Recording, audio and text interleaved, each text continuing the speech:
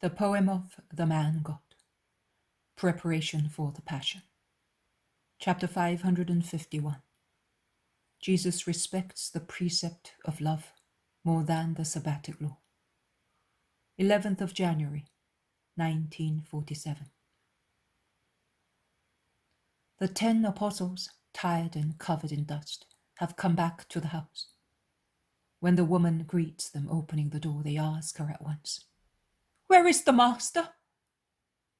"I think he is in the wood, praying as usual.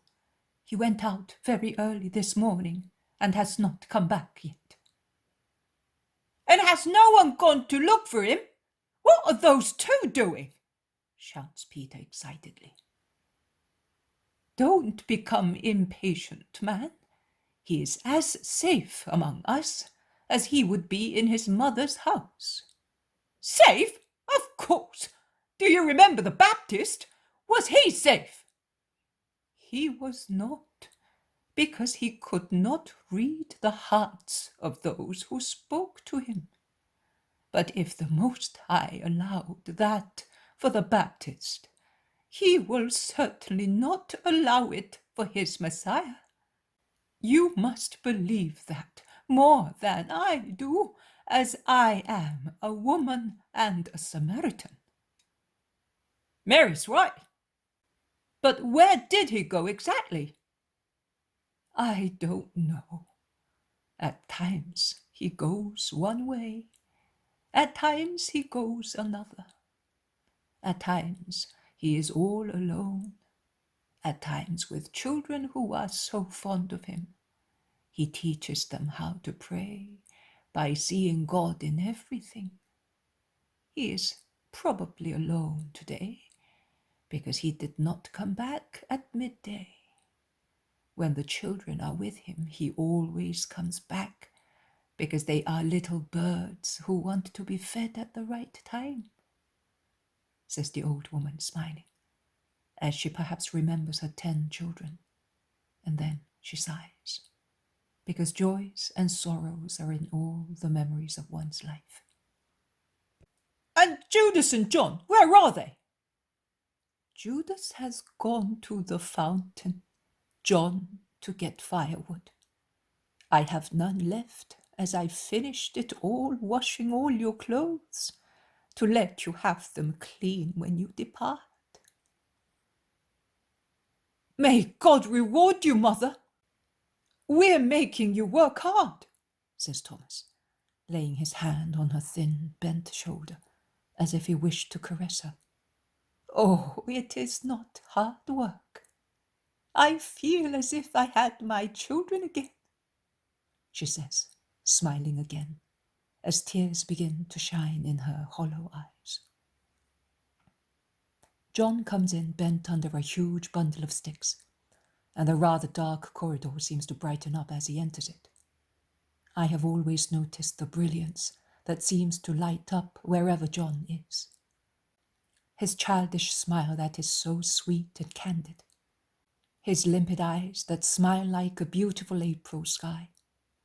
His joyful voice that is so affectionate in greeting his companions, like sunbeams or a rainbow of peace. Everybody loves him except Judas of Kerioth. I do not know whether he loves him or hates him. He certainly envies him. He often makes a fool of him and at times offends him.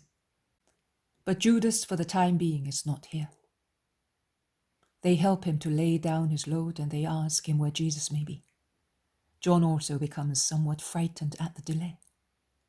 But confiding in God more than the others, he says, "His Father will deliver him from evil.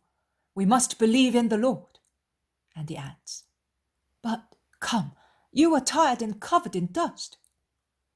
We have prepared food and hot water for you. Come." Judas of Kerioth also comes back with his dripping pitchers.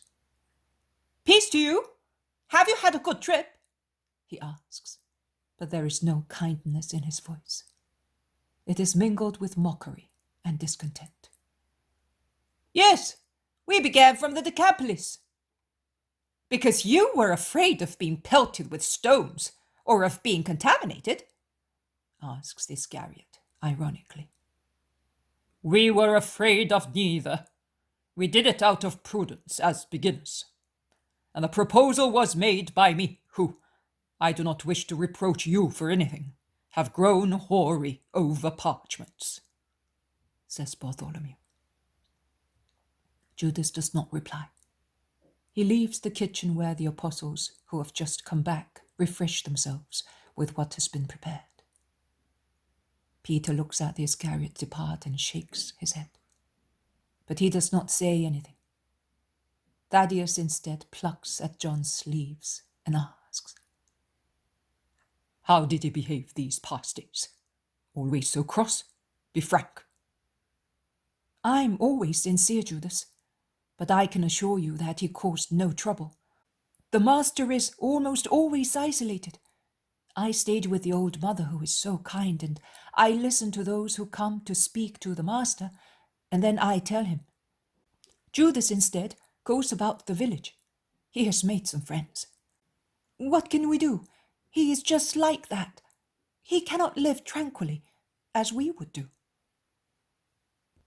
"As far as I am concerned, he can do what he likes. I am happy, providing he does not cause grief." "No, he does not do that. He certainly grows weary. But here is the master! I can hear his voice. He's speaking to somebody." They rush out and see Jesus coming forward in the deepening twilight, carrying 2 children in his arms and one clinging to his mantle, and he is comforting them as they are weeping. "May God bless you, master! But where are you coming from at this late hour?" Jesus, on entering the house, replies, "I am coming from the highwaymen. I got my prey as well. I walked after sunset, but my Father will absolve me because I accomplished a deed of mercy. John and you, Simon, take them. My arms are aching with tiredness. I am really tired." He sits on a stool near the fireplace. He smiles. He is tired, but happy. "From highwaymen? But where have you been? Who are these children? Have you had anything to eat? But where were you? It is not wise to be out when it is dark and to be so far away. We were worried. Were you not in the wood?" They all ask at the same time. "I was not in the wood. I went towards Jericho." "How imprudent of you! On those roads you may find someone who hates you," says Thaddeus, reproaching him. "I took the path that they told us. I had been wanting to go there for days. There are poor wretches to be redeemed. They could do me no harm, and I went just in time for these children. Give them something to eat. I do not think they have had any food, because they were afraid of the highwaymen. And I had no food with me, if at least I had found a shepherd. But because of the oncoming Sabbath, all the pastures had been deserted." "Of course, we are the only ones who for some time have not kept the Sabbath," remarks Judas of Kerioth, who is always sharp. "What are you saying? What are you insinuating?" they ask him. "I am saying that for 2 Sabbaths we have worked after sunset." "Judas, you know why we had to walk on last Sabbath. It is not always the sin of the person who commits it, but also of those who force one to commit it. And today, I know, you want to tell me that also today I have infringed the Sabbath. My reply is that if the law of the Sabbatic rest is great, the precept of love is very great. I am not obliged to justify myself with you, but I am going to teach you meekness, humility, and the great truth that in the case of a holy necessity, one must apply the law with resilience of spirit. Our history has many instances of such necessity. At dawn, I went towards the Adamant Mountains, because I know that there are some wretches there, whose souls are affected with the leprosy of crime. I was hoping to meet them, speak to them, and come back before sunset. I found them, but I was not able to deliver them the intended speech, because there were other things to be said. They had found these 3 children weeping at the entrance of a poor fold in the plain. They had gone down during the night to steal lambs and also kill, if the shepherd had opposed resistance. Hunger pains are dreadful in the mountains in winter, and when cruel hearts suffer them, they make men more ferocious than wolves. These children were there with a little shepherd not much older than they are, but just as frightened as they were. The father of the children, I do not know why, had died during the night. Perhaps he had been bitten by some beast, or because of heart failure. His cold body was lying on the straw near the sheep.